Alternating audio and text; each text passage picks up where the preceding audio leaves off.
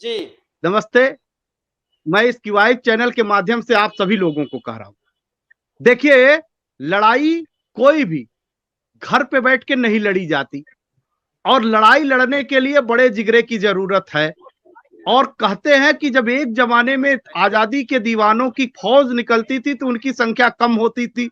लोग इंतजार करते थे, लाठियां खाते थे, डंडे पाटते थे, कोड़े पीटे जाते थे, कराहते थे, पराकाष्ठा था अत्याचार का। उसके बाद ही भी कुछ चंद लोग ही निकले थे और जो इस चैनल पे हैं वो उसी श्रेणी में आ रहे हैं और उसके पीछे हमारी टीम जो है या और तमाम ऐसे लोग हैं जो आज भी आंदोलन के हिमायती हैं और आंदोलन करके सरकार से लेना चाहते थे, तो वो क्रांतिवीरों की संख्या है।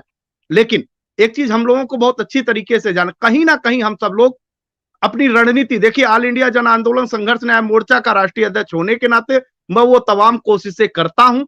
लगातार 24 के 24 घंटे जब सो जाता हूं तो हो सकता है मेरी सोच बदल जाती हो, लेकिन उठते ही आपके सोच में सोच मिलती है। मैंने जिम्मेदारी ली है तो बड़ा प्रयास करता हूं, और अगर वो बड़े प्रयास में मैं कई कोशिशें करता हूं तो आप क्यों नहीं करते? ये आप नहीं करते। आप स्वयं को अभयदेव शुक्ला की तरह बनाइए, नीरज शर्मा की तरह बनाइए, और 100 अगर 24 घंटे सोच रहे हैं, 24 घंटे हैं आपके पास, तो इन 24 घंटे में जितना देर आपको सोना है, हो सकता है अनजाने में नींद आ जाए, लेकिन कोशिश करिए कि नींद में भी आपको इसी आंदोलन की याद रहे। अगर आप इस तरह की जुनूनी पराकाष्ठा को पार कर जाएंगे तो आपका भुगतान हो जाएगा। यही क्रांतिवीर साथियों उन कायरों का भी भुगतान कराने में सफल हो जाएंगे जो अपने घरों में बैठे दुबके हुए हैं, अपने करनी का पश्चाताप भी नहीं कर रहे हैं। लेकिन आपने कहा कि पत्रकारिता जगत में बैठे वो लोग, मैं फिर वहीं कह रहा हूं, मैं दो बातें कह रहा हूं। ना आपने देश की सरकारों के ऊपर सवाल जवाब करते हैं हम सब लोग, जवाबदेही नहीं है देश की सरकार की, ये हमने जवाबदेही तय करा दी है। लेकिन जवाबदेही इस नाते भी है कि वो हमारे देश में प्रधानमंत्री और जनप्रतिनिधियों का दायित्व तो निभाते हैं, उनकी जवाबदेही है जनता के प्रति। इसका एहसास हम लोगों ने कराने की बात कही थी, आज तक नहीं करा पाए। हम कभी भी 12 लाख कहते हैं और 13 करोड़ निवेशक कहते हैं, कभी भी हम 50,000 लोग भी इकट्ठा एक जगह पे नहीं हो पाए हैं। तो गलती सरकार को सीधे दे देना मुझे लगता है कि गलत है। और दूसरी सबसे बड़ी बात, जिस पत्रकारिता की बात आप कर रहे हैं, आपने आपका आक्रोश बोल रहा है, उस पत्रकारिता धर्म को ना अनुपालन करा पाने वाले लोगों के पास तक क्या आपने उस तरह की बात रखी है, रख पाई है कि वो आपके साथ नहीं खड़े हो रहे हैं? आपका हर जनपद में हर टीवी चैनलों का कार्यालय है और कहीं ना कहीं वो आपको एक माइक का डंडी लेकर के घूमते हुए मिल जाते हैं। आप दिल्ली के हेडक्वार्टर को, नोएडा के हेडक्वार्टर को टारगेट करके कह रहे हैं। उनके अपने जनपद में खड़े होने वाले उन तमाम पत्रकार साथी जो आपके इर्द गिर्द भाई ही होंगे, उनके ऊपर भले ही ऊपर बैठे लोग उनको दिशा निर्देश दे रहे हो, उनका घेराव क्यों नहीं कर लेते? क्यों नहीं सहारा से जुड़े खबरों को नाक प्रकाशित करने वाले अखबारों की प्रतियां जला देते? क्यों नहीं जला देते? क्यों नहीं उनके कार्यालयों की तरफ आप भीड़ के साथ अपनी पीड़ित लोगों के साथ उनका कार्यालय घेर लेते? लिखेंगे कैसे नहीं, बोलेंगे कैसे नहीं? लेकिन ये क्रांति क्या हम लोग ले आ पाए हैं? नहीं ले आ पाए हैं। और अगर हम ये ले आ पाने में कामयाब हो जाते तो कोई माई का लाल पत्रकारिता जगत में है नहीं जो आपके गरीबों की और पीड़ा की खबर को ना दिखाता। आज हमने सिस्टम से बात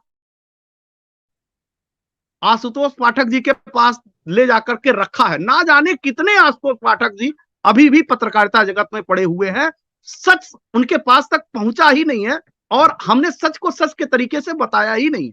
वो तो मैं भला मानता हूं कि आशुतोष पाठक जी दिल्ली जाने के दौरान मिल गए और आज हम क्यूआई चैनल पे बात करते हैं।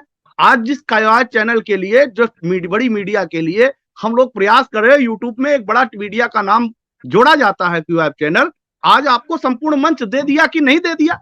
क्या कहीं मारपीट करके दिया क्या? लेकिन वो रणनीति और हिस्सा बना के दिया और उनको लगा, दर्द महसूस हुआ और उनके खुद की अंतरात्मा ने कहा भाई कि जिसके लिए लड़ना चाहता हूं, क्या वो लोग भी बोलना चाहते हैं कि नहीं बोलना चाहते? लो, तुमको समर्पित है क्यूआई चैनल, उपयोग करो उस क्यूआई चैनल का, देश की जनता को बताओ, मर्यादा में रह के बताओ, सरकार को बताओ, मर्यादा में रह के बताओ, मीडिया को बताओ, मर्यादा में रह के बताओ। कानून सुप्रीम कोर्ट की बात कर रहे हैं, निश्चित तौर पे दोयम दर्जे का कानून है, निश्चित तौर पे गरीबों के लिए अलग, अमीरों के लिए अलग कानून है, यह निश्चित तौर पे पूरा देश जानता है। तो क्या गरीबों के लिखे गए संविधान को तोड़ मरोड़ के पेश करने वाले लोग को आईना दिखा पाए हम लोगों ने? नहीं दिखाया। ये पूरा का पूरा संविधान गरीबों को न्याय देने के लिए है, पीड़ितों को न्याय देने के लिए है, अपराधियों को संरक्षण देने के लिए नहीं है। लेकिन अपराधियों को संरक्षण देते ये सभी तंत्र के खिलाफ कभी हम लामबंदी कर पाए क्या? नहीं कर पाए। हम बार बार, मैं आज राजनीतिक परिदृश्य से भी बात कर लूं कि लोग कहते हैं ईवीएम खराब, ईवीएम खराब, ईवीएम खराब खराब कहते हैं।